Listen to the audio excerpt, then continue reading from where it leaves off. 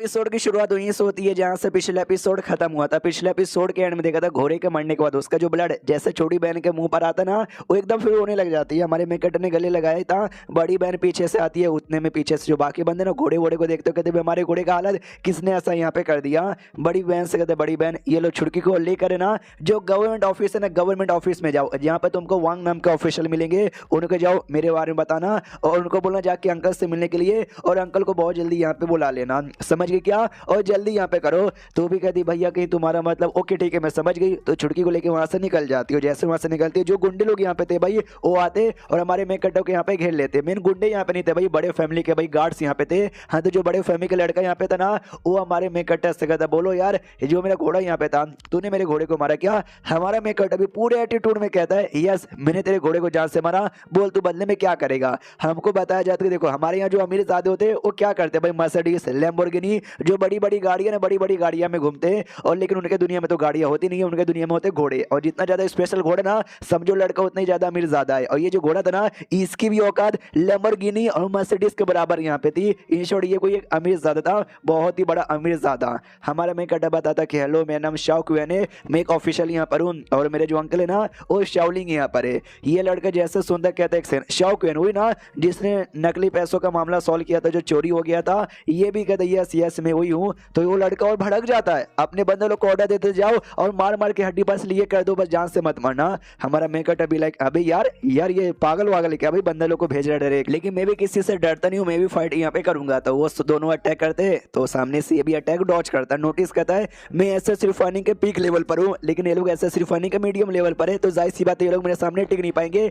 लेकिन एक तीसरा बंदा भी पीछे से आता है, पहले से दो बंदे हमला करते हैं, यानी तीन बंदे तीन साइड से यहाँ पे अटैक करने लग जाते हैं। जैसे तैसे अटैक डॉज करता है, लेकिन एक दो अटैक है ना इसके छाती वाती पे लगता भी है, और एंड में एक बंदा पीछे से मार कर ना जमीन पे पटक देता है। तो वो लड़का आगे आता है कहता है कि है साले नल्ले कहीं के, तू हमारे सामने बिल्कुल भी टिक नहीं सकता, घुटने पे यहाँ पर आ, मुझसे माफी मांग, हम मुझे अपना पापा बोल तो मैं जाके तुझे छोड़ दूंगा। हमारा मैं कट अभी देखता कि एक एक करके फाइट करने का मौका मिलेगा ना भाई, इन तीनों को मैं हरा दूंगा कि भाई ये तीनों ऐसे सिर्फ आने के मीडियम पर है, लेकिन डोडोरी साथ में भी हरा सकता हूँ, मैंने उपाय सोच लिया। रही बात पापा ना, अच्छा ठीक है पापा मुंह में ले लो। जैसे वो लड़का सुनता ना भाई उसको बहुत ही ज्यादा गुस्सा आ जाता कि साले बदतमीजी करेगा मेरे साथ, मारो यार अब तो इसको जान से ही मार डालो। तो वो तीनों वापस से बढ़ जाती, इस बार तो जान से मारने को ही तैयार थे। लेकिन इस बार हमारा मेकट भी तैयार यहाँ पे था, वो अटैक करने के लिए सामने कूद जाता है। जैसे सामने कूदता है ना तो उनके भी गोटे मुंह में आ जाते हैं, भाई लड़का सामने से आ रहा है, ये मार मार के उनकी बैंड बजाता है। वो लोग नोटिस करते शिट भाई इस लड़के का लेवल है ना हमसे ज्यादा हाई है, हमको स्टार्टिंग में आइडिया लगा नहीं था क्योंकि इस लड़के ने अपना लेवल छुपाया था,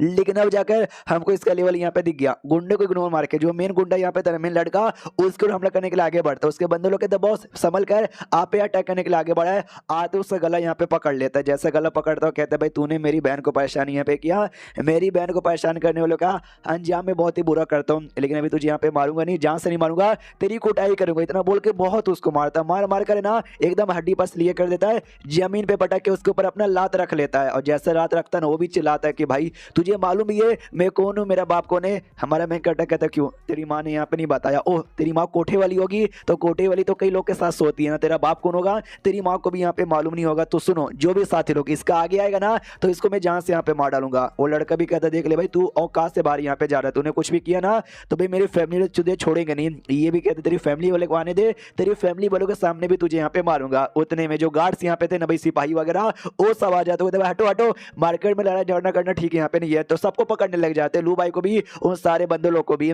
तो सारे बंदे कहते भाई हमको काय को पकड़ रहे हो, इस लड़के को यहाँ पे पकड़ो। वो मेन लड़का ना वो भी कहते यस तुमने इसको पकड़ो ना मैं तुमको इनाम यहाँ पे दूंगा। गार्ड कहते साले हट, तो उसको भी पकड़ लेते। हमारे मेकट से कह जाते कि भाई हाँ तूने क्या कर दिया भाई, गलत आदमी से पंगा ले लिया, तुझे मालूम नहीं है ये अमीरजादे का बेटा यहाँ पर है। हमारा मेकट कहता है सारी बातें छोड़ो, तुमने मेरे चचा जान को बताया कि नहीं बताया इस कांड के बारे में, बस मुझे इतना बता दो। उसको जो मजिस्ट्रेट यहाँ पे था ना उसके पास ले जाया जाता है, वो जैसे लड़के को देखते ना पहचान जाता है जुओ, अरे मिस्टर जुओ आप यहाँ पर बोलो ना यार क्या हो गया। ये भी कहता क्या हो गया, वो जो लड़का ना शौकीन हरामखोर उसने मेरी जान निकालने की कोशिश यहाँ पे की, मारो साले को सजा यहाँ पे दो। ये भी कहता है शांत हो जाइए शांत हो जाइए, सजा देता हूँ। कौन ये लड़का क्या, ये ले हमारे मेकटा को मारता हूँ। कहता है साले तुझे आइडिया भी कौन है, हाउस होल्ड डिपार्टमेंट के मिनिस्टर है ना, ये उनका बेटा है और तूने इसके ऊपर यहाँ पे हाथ उठाया, साले लीजिए मैंने उसको मार दिया। अरे अपने बंदे भाई सब फैमिली जैसे यहाँ पर है, माफ कर दो यार माफ कर दो। मनी मन सोचता भाई इस शौक ने गलत आदमी से पंगा ले लिया, इससे ज्यादा मैं कुछ कर भी नहीं सकता उसको बचाने के लिए।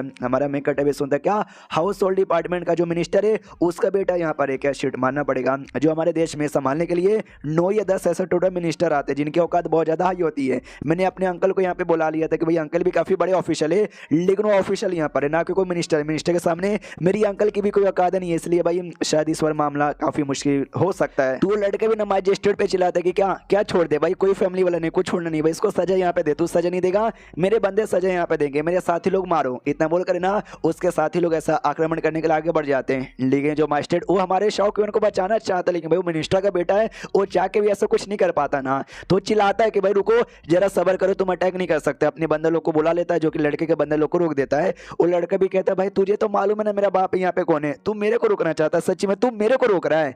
वो कहता है कि सॉरी मैं तुमको रोकना तो नहीं चाहता, लेकिन भाई रूल यहाँ पर होता है, तो सामने से तुम रूल यहाँ पे तोड़ नहीं सकते। इसने आई नो भाई आपके घोड़े को जान से मारा और आपके ऊपर भी अटैक वटैक यहाँ पे किया, गलती तो आपकी थी ना भाई। हमारे अलावा अभी कंप्लेंट यहाँ पर आया है कि भाई तुमने शाओलिंग की जो बेटी है ना उसकी बेटी को यहाँ पे छोड़ा, उसकी छोटी बेटी को मारने का यहाँ पे सोचा, तो भी क्राइम होता है। तो भाई सॉरी यार आप कुछ नहीं कर सकते।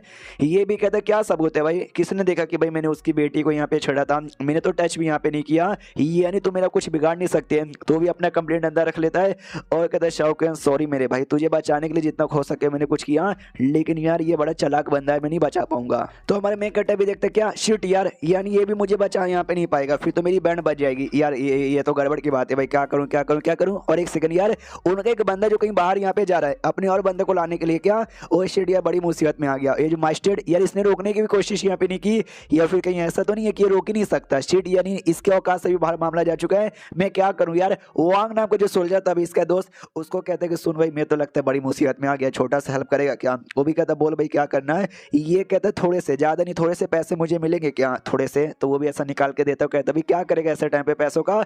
ये भी कहता ये पैसे अभी रखूंगा, तू अपने घोड़े पे बैठ, और घोड़े पे बैठने के बाद ना मेरे घर में जा, और जैसे मेरे घर में जाएगा ना तो मेरे कमरे में जाना, मेरे कमरे पे टेबल रहेगा, टेबल के कबाड़ ना, कबाड़ में भाई किताब होगी, वो किताब यहाँ पे लेने का, और जो सेट यहाँ पर जहाँ पे एल्केमिस्ट का काम होता है वहाँ पे जाने का, वाई नाम की जो लड़की ना उस लड़की से मिलने का, किताब उसको दे देने का, और एक लाइन यहाँ पे कहने का कि जो शाओक्वेन यानी मेरा नाम लेने का, वो कहना कि वो मुसीबत में है। तो इसका मतलब समझे दया, उस सेट में जाएगा, उस किताब में नमक बनाने का यानी सोडियम बनाने का फॉर्मूला यहाँ पर है, वो देखेगी और बचाने के लिए पक्का यहाँ पर आ जाएगी। लेकिन जो वांग था वो डर रहा था कि क्या उनके सेट में भाई, उस सेट एक कल्टीवेटर्स लोग बड़े बड़े होते होंगे, मम्मी रे मेरा मुंह तो निकल जाएगा, मुझे नहीं जाना।